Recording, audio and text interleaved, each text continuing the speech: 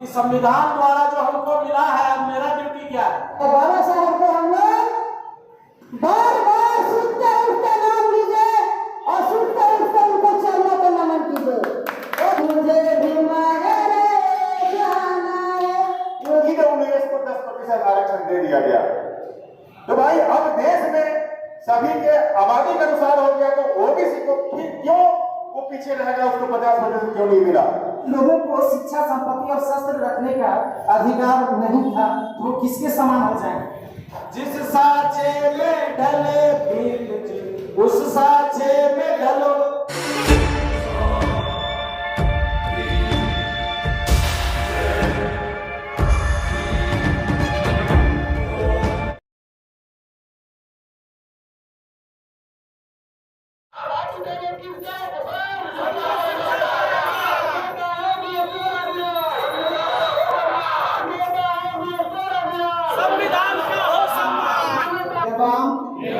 मूल्यों के प्रति दृढ़ विश्वास के साथ समर्पित एवं प्रतिबद्ध रहेंगे। आप लोग आगे चलिए, पीछे मुड़ के मत देखिए। और हम लोग भारत के संविधान के लिए क्यों नहीं महिला पुरुष को अपना जान का आहुति देना पड़े, लेकिन संविधान को बचाने में पीछे नहीं रहेंगे। मैं कहना चाहती हूँ कि आज हम लोग महिलाओं को आजादी जो मिली है, वो किनका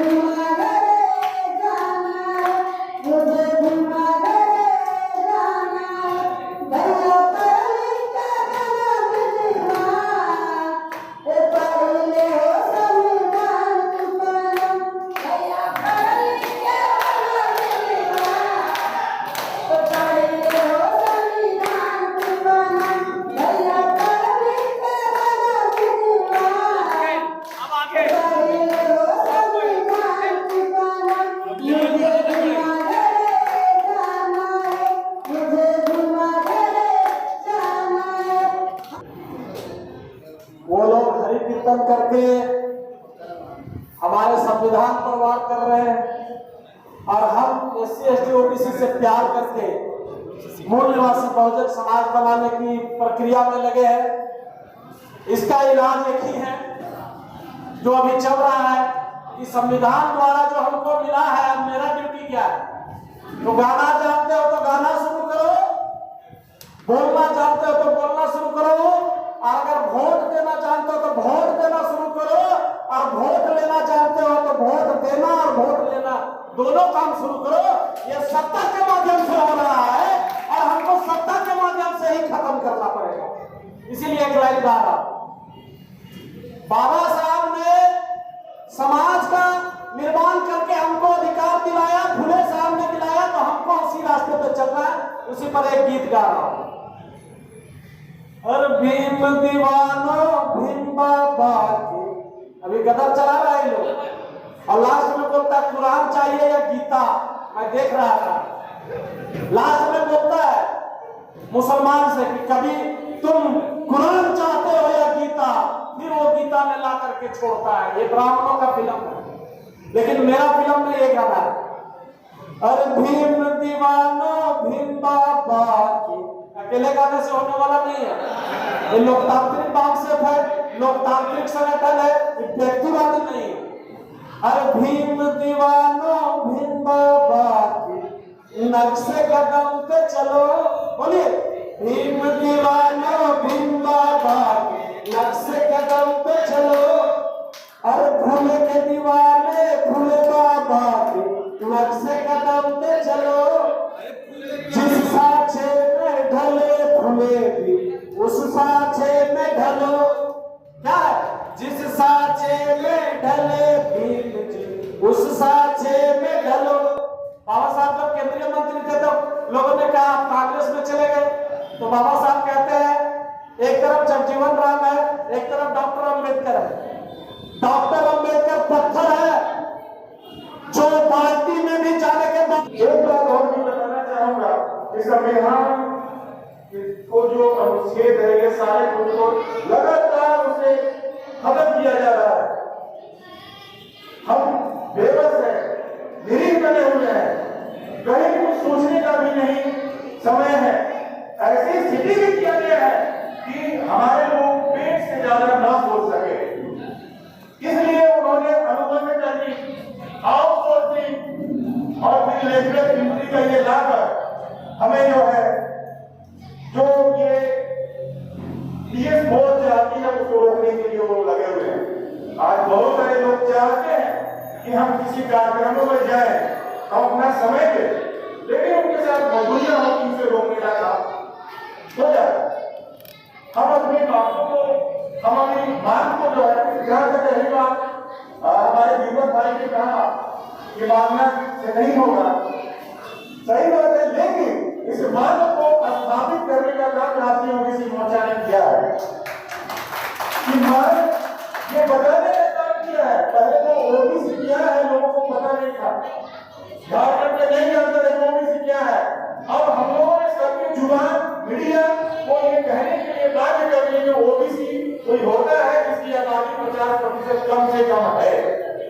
हमने ये मांग किया कि आप अनुबंध करनी और सोचनी लेटरलिटी को समाप्त करो। एक अभियान चलाए हुए हैं जाति जनगणना करने का, ये जा रही है, आवाज जा रही है। आपको बहुत ताजुब होगा कि जो आवाज यहाँ निकलती है वो विधानसभा में, अब लोकसभा में गूंज होने लगी है। ये राज्यों में से मोर्चा ने लगातार अभियान चलाया, इस राज्य में अनुसूचित जाति, अनुसूचित जनजाति को जितनी आबादी है लगभग उतना आरक्षण है, और ईडब्ल्यूएस का आरक्षण उनकी आबादी से ज्यादा है, तिगुना है। ये स्थापित करने का काम हम लोग कर रहे हैं, जिसका नतीजा हुआ कि राज्य पिछड़ा वर्ग आयोग ने अनुशंसा किया कि इस राज्य में ओबीसी की आबादी 55% है, इसमें 36 से 50% उनको आरक्षण मिलना चाहिए। इस आवाज को धरना प्रदर्शन, भूख हड़ताल, मार्च और सेमिनार के माध्यम से हम लोगों ने ये आवाज को बुलंद किया। तो वो भारतीय राष्ट्रीय जनता दल के जो है मनोज झा ने 50% उनको मिलना चाहिए। अब ये आवाज इतनी और भी तेजी से जा रही है कि सत्ता पाने की ललक वाले लोग भी वो भी कह रहे हैं कि जिसकी इतना संख्या है उसको मिलना चाहिए, जितनी आबादी है उसके अनुसार से आरक्षण मिलनी चाहिए। और वो पार्टी कांग्रेस जिसने कितना देर तक हमें रोकने का काम किया, अधिकार देने से रोकने का काम किया। काका कालेकर बाबा साहब ने 340 अनुच्छेद बनाया था और उसमें स्पष्ट था कि अनुसूचित जाति, अनुसूचित जनजाति के अलावे जो जाति सामाजिक रूप से और शैक्षणिक रूप से पिछड़े हैं उनको मुख्य धारा में लाने के लिए उनको प्रतिनिधित्व दी जाए। उसी 340 धारा के अंतर्गत 1953 में काका कालेकर आयोग का गठन किया जाता है और काका कालेकर आयोग का अध्यक्ष ब्राह्मण था। उसने बहुत सारी होने के बावजूद भी बहुत सारी ऐसी अनुशंसा किया जिससे जो है ब्राह्मणों की दूसरी खतरे में पड़ जाती। तो पंडित नेहरू ने उसे रोकने का काम किया और उसे लागू नहीं होने दिया। उसकी एक अनुशंसा को मैं बताता हूं। उन्होंने अनुशंसा किया था कि अगला जो 1961 में जनगणना होगी वो जनगणना जातीय आधारित होनी चाहिए। इससे पता ही नहीं चल रहा है कि कौन कितना किस रेशियो में कहां कैसे पिछड़ापन है, इसलिए हमें वो जाति जनगणना होनी चाहिए। लेकिन वो तो करना नहीं चाहिए। कुर्सी पे बैठकर कौन रहती है, दोस्त है कि दुश्मन है, इसकी पहचान हम जो बैठे हुए कुछ बुद्धिजीवियों को है लेकिन मांस तो नहीं है। फिर ये आवाज बुलंद होती रही कि काका कालेकर आयोग को सरकार लागू करे। तो कोई लागू करने के लिए कुछ लोग ने अपने घोषणा पत्र में रखा कि हम आएंगे सत्ता में तो काका कालेकर आयोग को लागू करेंगे। लेकिन सत्ता नसीब वो भी ब्राह्मण जनता पार्टी की सरकार वो लागू करने के पहले ही एक और आयोग बना दिया जिसे डीपी मंडल आयोग के नाम से जाना जाता है। और उस आयोग में भी पहली अनुशंसा है कि देश में जातीय जनगणना होनी चाहिए। उसके बाद वो जनसंख्या अनुपात में 52% आरक्षण की वकालत करते हैं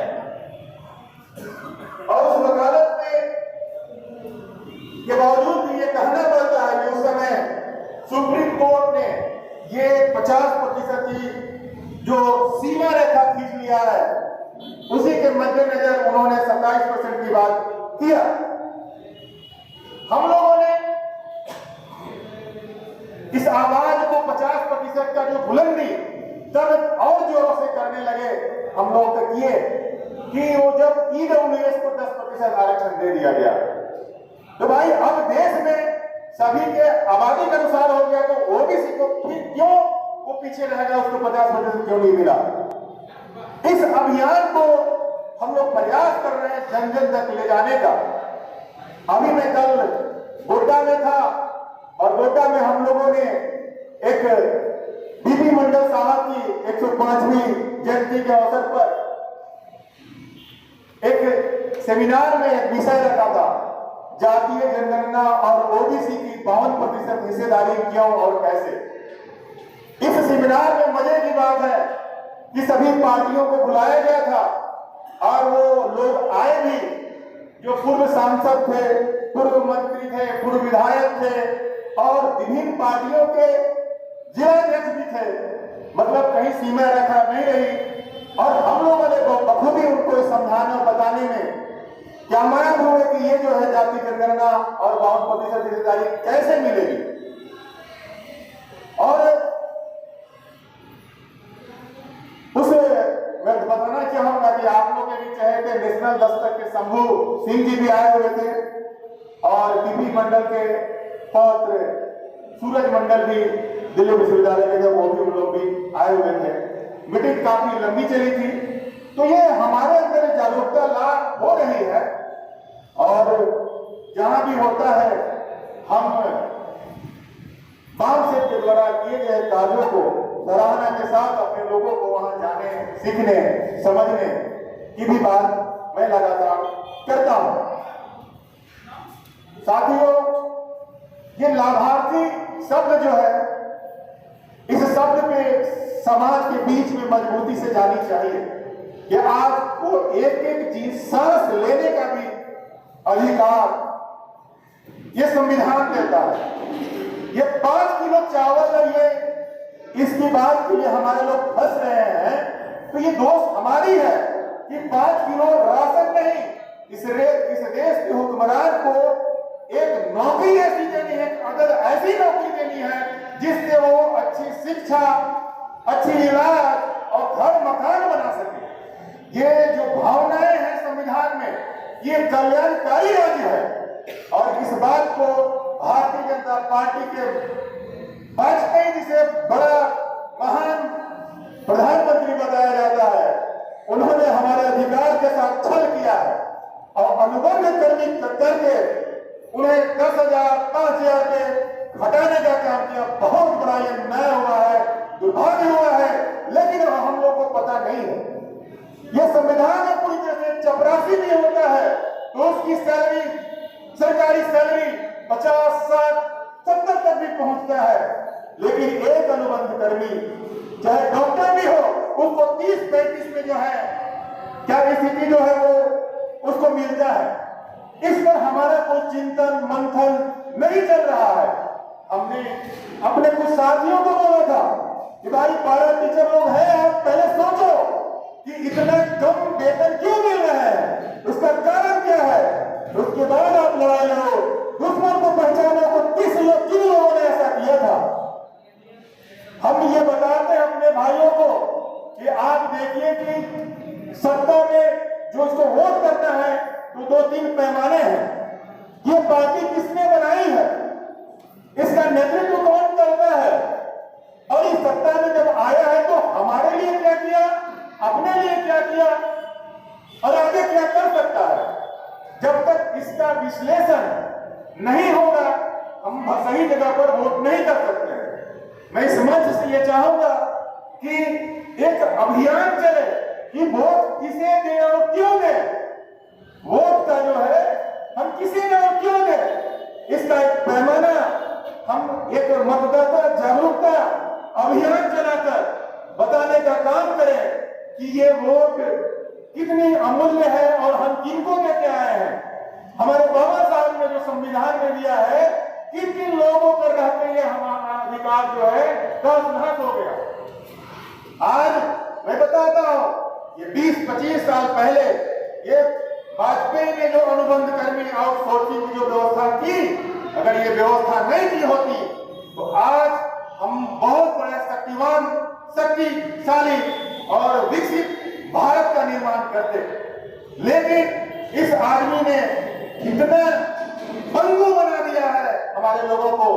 और एक बात और मजे की बात मैं बताना चाहता हूं, ये सिर्फ वही बात नहीं है, बात है कि जब 1993 में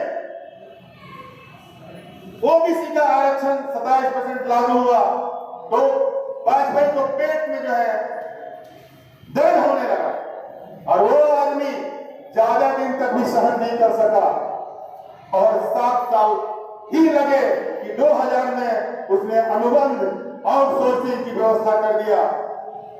और आप माननीय हमारे प्रधानमंत्री उन्होंने आउटसोर्सिंग 2019 सॉरी लेटरल एंट्री ले आया। हम बहुत दुर्भाग्य की स्थिति है सर कि हमारे लोग ईडब्ल्यूएस के बारे में नहीं जानते हैं। ईडब्ल्यूएस क्या होता है, तो शब्दों की पहचान हमें कराना है, उन्हें बताना है। ये सारी स्थितियां तभी हम कामयाब हो सकते हैं और ये बताना और भी जरूरी होगा कि हमें अधिकार क्या मिला। हम अल्पसंख्यकों के यहाँ भी अभियान चला रहे हैं कि जो आपको अधिकार मिला है वो कहां से मिला है। आप मुस्लिम होकर, अल्पसंख्यक होकर आपको आरक्षण नहीं मिलता है, ओबीसी बनते हो तब आपको आरक्षण मिलता है।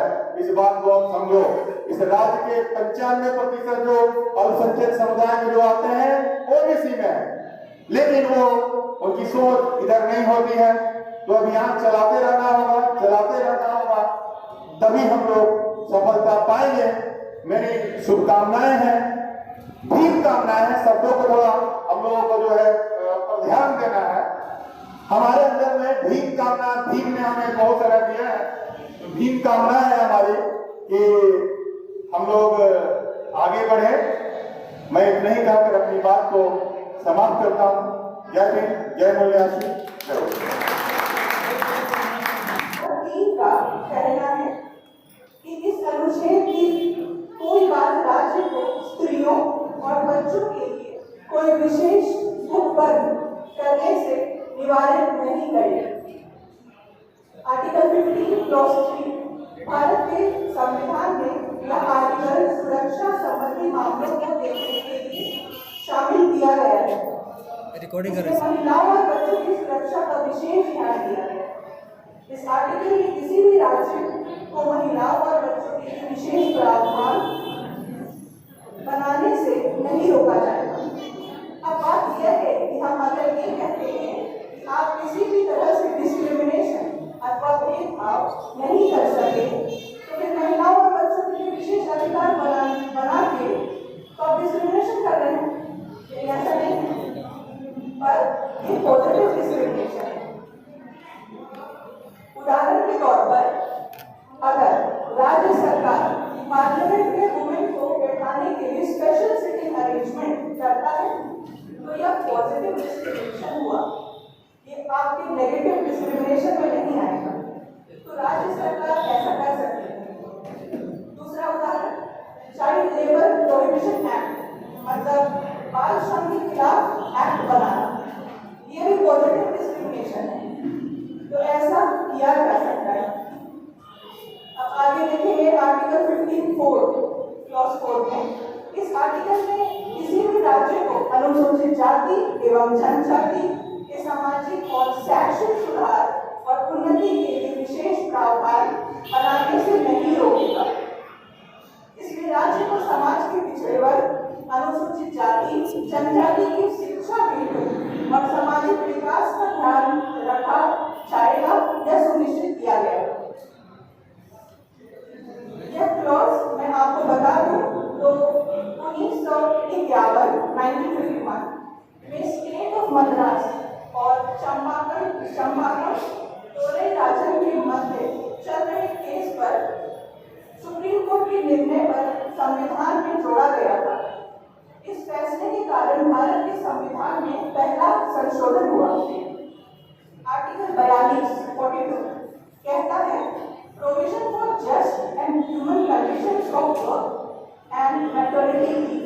जो हम महिलाएं उपस्थित हो सुने अपने अधिकारों के बारे में, क्योंकि हम बस अपने घर के गाँवों में लगे रहते हैं, लेकिन आज जन चेतना जब हो रही है तो महिलाओं को भी बहुत जरूरत है यह बात सुनने के लिए और अपना एक पहचान बनाने के लिए। यह अनुच्छेद हमें बतलाता दिया बैसिए को बता दिया पेट से जन्म रे, बैसिए को बता दिया पेट से जन्म रे, सुदूरों को बता दिया पैर आर्य विदेशिया, सुदूरों को बता दिया पैर आर्य विदेशिया, लूट लिया सिंधु देश को आर्य विदेशिया, लूट लिया सिंधु देश को आर्य विदेशिया। साथियों, संक्षिप्त में अपनी बात रखने का प्रयास करेंगे। जो बिंदु जो है उसी बिंदु के ऊपर हम कोशिश करेंगे करने की।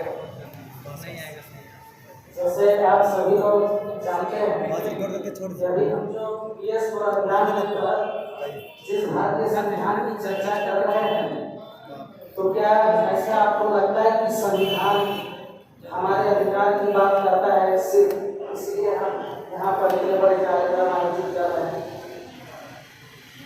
संविधान उनकी भी सुरक्षा की बात करता है, संविधान उनकी भी अधिकार की बात करता है जो संविधान के घोर विरोधी है, जो संविधान के घोर शत्रु है।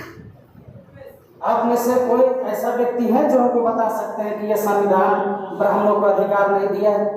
क्या भूमिहार राजपूत लाला वैश्य को अधिकार नहीं दिया है? ब्राह्मण क्षत्रिय वैश्य जो वर्ण व्यवस्था के लाभार्थी है, क्या उनको यह अधिकार नहीं दिया है?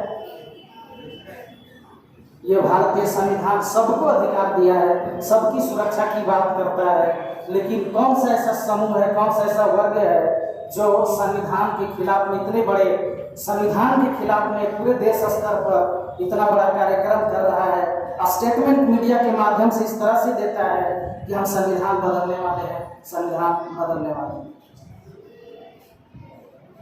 आपको ये जानना चाहिए कि भारत का जो संविधान है वो ब्राह्मण क्षत्रिय वैश्य का जो विशेषाधिकार था, हम जिस शब्द का इस्तेमाल कर रहे हैं थोड़ा सा ध्यान दीजिएगा, जो ब्राह्मण को विशेषाधिकार प्राप्त था वो विशेषाधिकार को सीमित करने का काम जो है भारतीय संविधान किया है, लेकिन उसके अधिकार को खत्म करने की बात संविधान ने नहीं, कहीं पर भी हमारे संविधान निर्माताओं ने नहीं की है।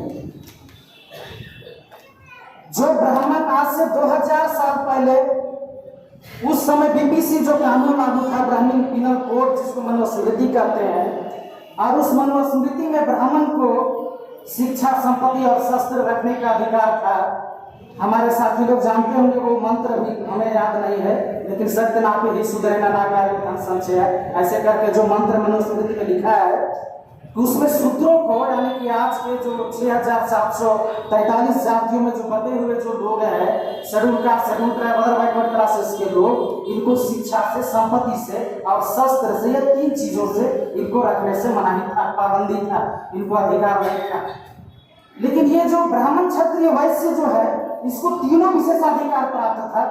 ब्राह्मण को पढ़ने का, पढ़ाने का अधिकार था, क्षत्रिय को पढ़ने का अधिकार था और भाला लेकर के रक्षा करने का अधिकार था, उनके धर्मशास्त्र के अनुसार हम बता रहे हैं। और वैश्य को भी पढ़ने का अधिकार था, उसको पढ़ने का अधिकार नहीं था, लेकिन लूटने का अधिकार है। जो बनिया लोग आप जानते होंगे, जो आज भी प्रचलन में है, वो खंडेलवाल, जायसवाल और इधर अपर कास्ट वाले बनिया हम बात कर रहे हैं, जो लूटने का काम करते हैं, तो उनको वो अधिकार प्राप्त था।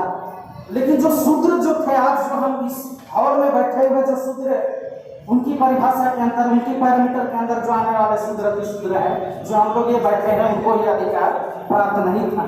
तब सोचिए, जिन लोगों को शिक्षा, संपत्ति और शस्त्र रखने का अधिकार नहीं था, तो वो किसके समान हो जाएंगे? अगर एक व्यक्ति को, किसी के, जो आज हम पढ़ लिख रहे हैं, बड़े बड़े ओहदे पर जा रहे हैं, ऑफिसर बन रहे हैं, आज हमको अगर पढ़ने का अधिकार ना मिले तो हमारी स्थिति कैसे हो जाएगी? शिक्षा भी ना मिले, संपत्ति भी ना रखने का अधिकार मिले, और कोई हमारी अगर संपत्ति लूट रहा है, कोई घर जमीन सब कुछ अगर लूट रहा है कोई, तो हम जानकार भी नहीं है, शिक्षा भी हमारे पास नहीं है, और अगर हमारे पास लाठी भाला रहता उठाने का भी अधिकार पर अगर पाबंदी कर दे तो हमारी स्थिति कैसी हो जाएगी? साथियों, कैसी हो जाएगी हमारी स्थिति? क्या कभी कल्पना किए कि अगर हमारे शिक्षा, संपत्ति और शस्त्र तीनों अगर लूट लिए जाए तो क्या हम विरोध कर पाएंगे? लूटने वाला के खिलाफ में क्या हम बैठा भाला लेकर के लड़ाई लड़ पाएंगे? तो हमारी स्थिति जो है वही जानवरों की तरह हो जाएगी, बैल की तरह हमारी स्थिति भी हो जाएगी। लेकिन हमारे संगठन के बड़े सीनियर साथी हैं, उन्होंने बोरकर साहब एक बार उदाहरण देते हुए बताया कि जानवर के पास जो है, बैल के पास, वो अपनी सुरक्षा करने के लिए बैल के पास सींग है, लेकिन क्या सींग हमारे पास है? हम कैसे रक्षा करेंगे? बैल अपनी बचाव के लिए अपने सींग का भी इस्तेमाल करके अपनी सुरक्षा कर सकता है, लेकिन हमारे पास तो सींग भी नहीं है, तो फिर हम अपनी रक्षा कैसे करेंगे? इसलिए हम पिन पॉइंटेड अब आर्टिकल्स के ऊपर आते हैं कि ऐसा नहीं है कि सिर्फ हम से इस देश में संविधान के ऊपर चर्चा कर रही है। हम करोड़ों रुपया खर्च करके पूरे देश भर में आज हर जिले में, लगभग हर जिले में इतने बड़े कार्यक्रम कर रहे हैं। आप सोच लीजिए, ये कार्यक्रम में अगर हमारे पास 50,000 60,000 भी खर्च हो रहा है, तो करोड़ों रुपए खर्च करके हम लोगों को सिर्फ बताने का काम कर रहे हैं, संविधान के बारे में जानकारी देने का काम कर रहे हैं। तो पिन पॉइंटेड कुछ आर्टिकल्स के ऊपर ही हम चर्चा करके अपनी बात समाप्त करेंगे, क्योंकि हमारे सीनियर साथी लोग भी यहाँ पर बैठे हुए हैं। साथियों, जैसे अभी हमारे अधिवक्ता मैडम ने बताया, एक आर्टिकल उसको हम बाद में लेते हैं, पहला आर्टिकल 1 को ही लेते हैं, जो हमारे नारा में भी चर्चा में आ रहा था, हमारे साथी लोग कई बार इसका जिक्र किया। उसमें बाबा साहब आम्बेडकर ने पूरे 395 का आर्टिकल से लिखा। 395 अनुच्छेद का बाबा साहब आम्बेडकर ने अनुच्छेद का संविधान लिखा, लेकिन 395 अनुच्छेद में कहीं पर भी बाबा साहब ने कोई ट्रांसलेशन नहीं किया, सिवा आर्टिकल 1 का। आर्टिकल 1 में बाबा साहब आम्बेडकर खुद ही ट्रांसलेट करके लिख दिए। क्या लिखे? India that is Bharat shall be a union of state. Baba Saheb Ambedkar जानते थे ये सारा ब्राह्मण बड़े शैतान होते हैं, ये कभी भी संविधान में फेरबदल कर सकते हैं, इसलिए पूरे संविधान में आर्टिकल 1 में ही बाबा साहब ने क्लियर लिख दिया इंडिया भारत है, ना कि हिंदुस्तान है। बाबा साहब आम्बेडकर ने कहा इंडिया दैट इज भारत।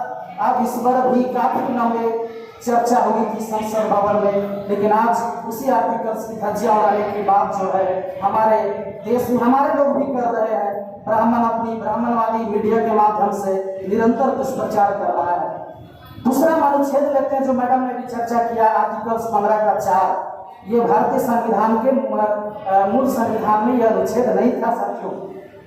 ये मद्रास, जैसे मैडम ने बताया कि मद्रास वर्सेस चंपक द्वैराजम जो वर्सेस बनाम जो ये मामला जब आया था, तो 1950 में 26 जनवरी 1950 को संविधान लागू हुआ और 1 साल भी नहीं हुआ और ये मामला मद्रास में हाईकोर्ट में चला गया और वहां पर अलग से फिर प्रोविजन लाना पड़ा संसद में। 15 का 4 अनुच्छेद जोड़ना पड़ा, उसमें लिखना पड़ा हमारे संविधान निर्माताओं को कि nothing in this article shall prevent the state for making any provision for any other backward classes of citizen who have socially and educationally backward। ध्यान दीजिएगा, बड़ा ही महत्वपूर्ण शब्द बता रहे हैं।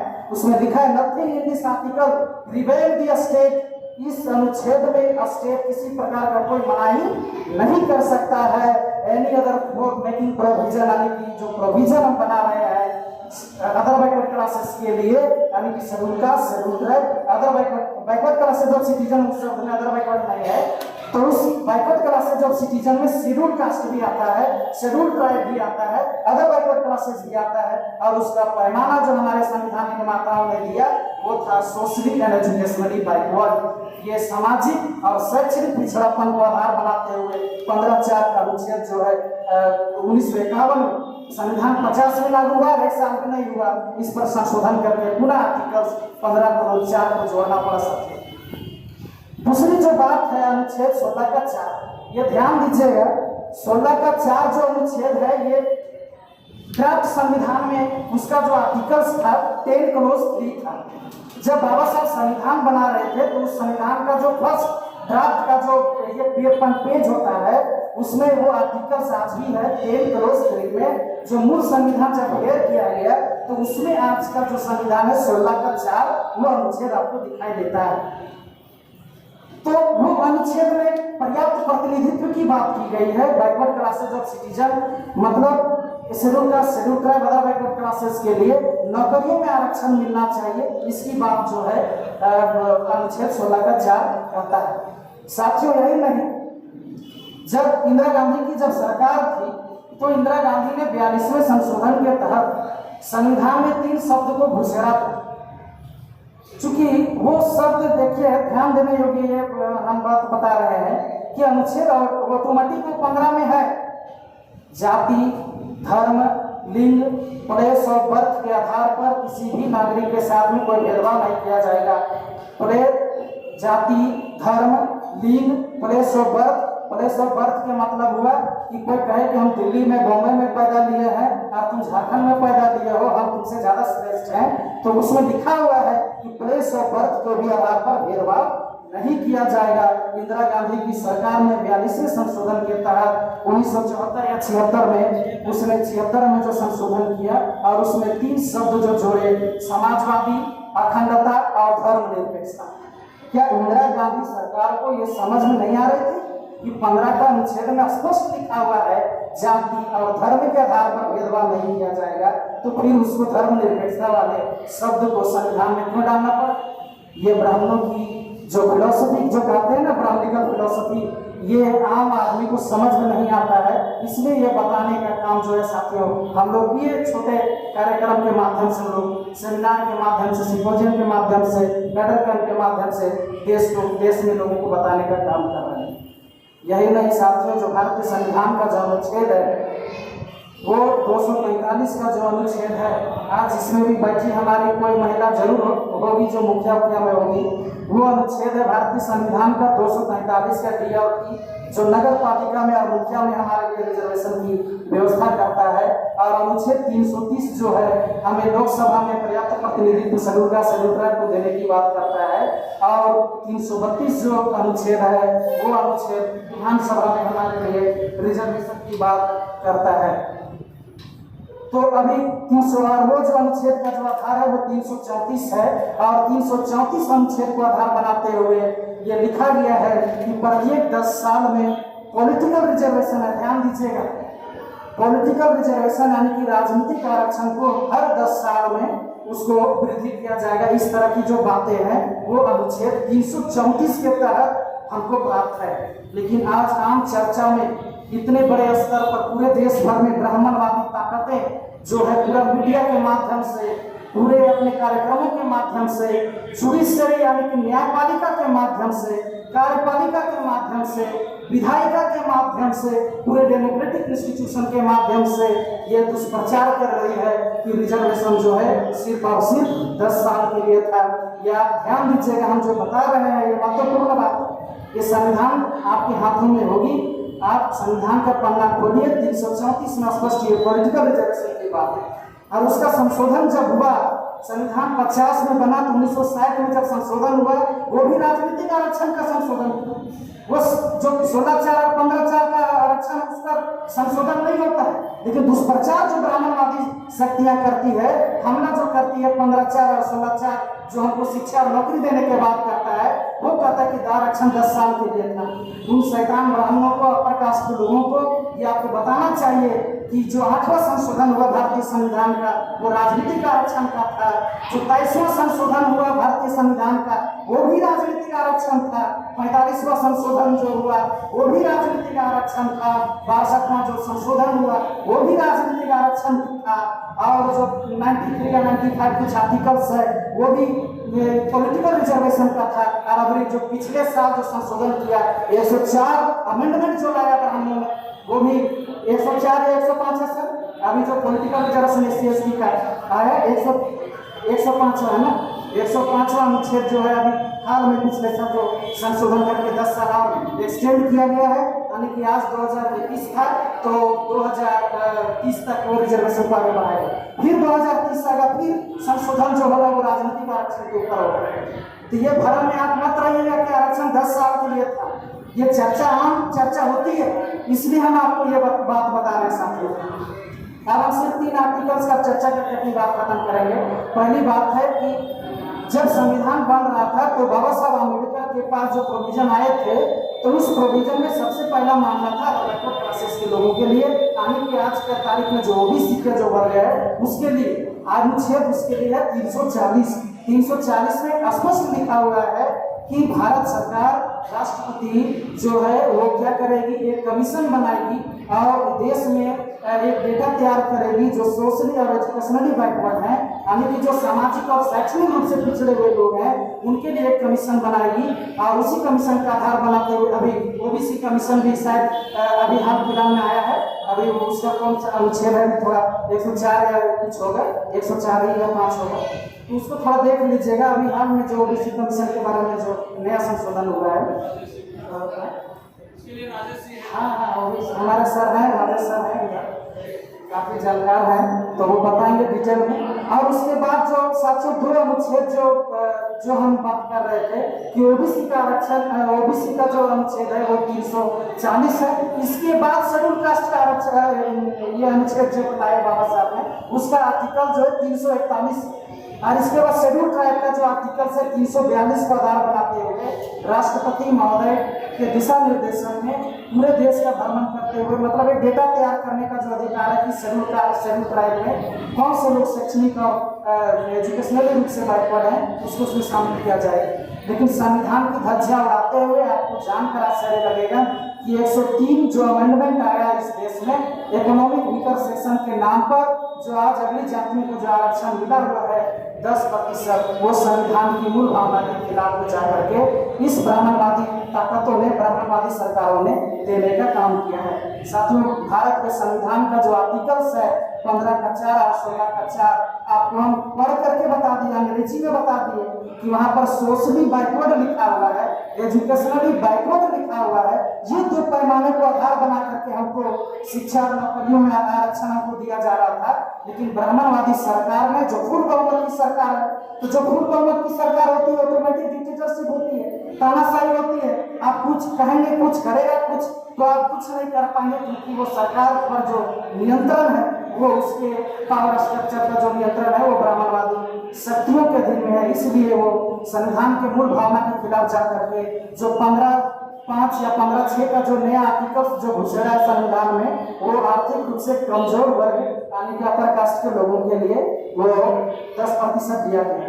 लेकिन हमारे वकील साथी लोग थोड़ा सा एक बात ये भी स्पष्ट करेंगे, जो यहाँ पर हमारे साथी लोग बैठे हुए हैं, क्या संविधान में अगर इकोनॉमिक वीकर सेक्शन का जब प्रावधान किया गया है, सर आप लोग जरा बताइएगा, हम इस बात को छोड़ रहे हैं कहते हुए, क्योंकि जानकारी थोड़ा हमारे पास भी ये नहीं है कि अगर आर्थिक रूप से कमजोर का जो पैमाना अगर बनाया जा रहा है संविधान में, तो क्या आर्थिक रूप से कमजोर इस देश में SC ST OBC के लोग नहीं है?